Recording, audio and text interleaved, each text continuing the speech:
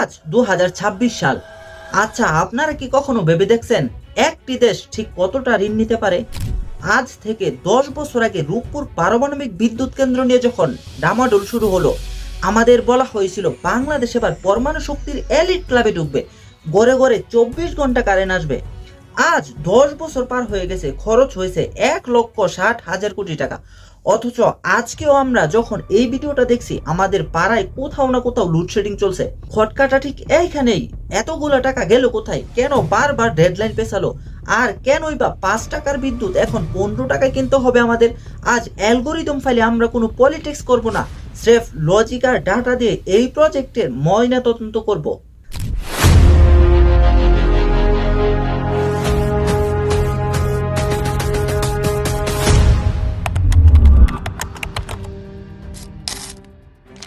আমাদের দেশে এখন গ্যাসের যা অবস্থা, তাতে এনার্জি ক্রাইসিস মারাত্মক। কয়লা দিয়ে বিদ্যুৎ বানালে পরিবেশের রফা দফা হয়ে যাবে। এই অবস্থায় নিউক্লিয়ার পাওয়ার কেন দরকার ছিল? কারণ মাত্র 4 গ্রাম ওজনের একটা ইউরেনিয়াম ট্যাবলেট যে পরিমাণ এনার্জি দেয়, তা তৈরি করতে 450 কেজি কয়লা পোড়াতে হয়। চিন্তা করে দেখুন, কোথায় 4 গ্রাম আর কোথায় 450 কেজি। টেকনোলজি হিসেবে এটা জাস্ট ফ্যান্টাস্টিক, কিন্তু গন্ডগোলটা টেকনোলজি নিয়ে নয়, গন্ডগোলটা হলো প্রজেক্টের ম্যানেজমেন্ট আর খরচ নিয়ে। আপনারা জানেন এই প্রজেক্টের বাজেট প্রথমে যা ছিল, এখন সেটা বাড়তে বাড়তে দাঁড়িয়েছে প্রায় $13 বিলিয়ন। এর 90% টাকা রাশিয়া আমাদের ধার দিয়েছে। এখন প্রশ্ন হলো, রাশিয়া কি খুব দয়ালু যে আমাদের ভালোবেসে এই টাকা দিয়েছে? একেবারেই না ভাই। এই ঋণের সুদ আর কিস্তি যখন 2028 সাল থেকে সুদ করা শুরু হবে, তখন আমাদের প্রতি বছর প্রায় 6,500 কোটি টাকা করে গুনতে হবে। টানা 28 বছর, মানে আমাদের আগামী প্রজন্ম এই ঋণের পাহাড় মাথায় নিয়ে বড় হবে।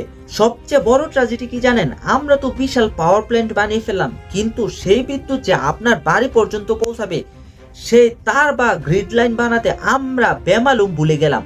2024-এ কাজ শেষ হওয়ার কথা থাকলেও 2026-এ এসে আমরা শুনেছি যমুনা নদীর উপর দিয়ে লাইন টানার কাজ এখনো পুরোপুরি শেষ হয়নি। রিয়েক্টর রেডি, ভেতরের কোটি কোটি টাকার ফুয়েল পড়ছে, কিন্তু বিদ্যুৎ দেওয়ার রাস্তা নেই। এই যে 2 থেকে 3 বছর লেট হলো, এই সময়ের সুদের টাকাটাকে মেটাবে? আমলারা মেটাবে না ভাই, ওটা আপনার আর আমার পকেট থেকে যাবে। এবার আসি সেই বালিশ কাণ্ড আর পর্দা কাণ্ডে। অনেকে এটা নিয়ে হাসাহাসি করেন, কিন্তু এটা মোটেই হাসির বিষয় নয়। একটা বালিশ নিচ তলা থেকে ওপরে তুলতে খরচ দেখানো হয়েছে 700 টাকা। একটা বালিশের দাম 5 থেকে 6,000 টাকা, কিন্তু এটা তো স্রেফ খুচরো চুরি। আসল লুটপাট হয়েছে দামি যন্ত্রাংশ কেনায়। ইন্টারন্যাশনাল মার্কেটে যে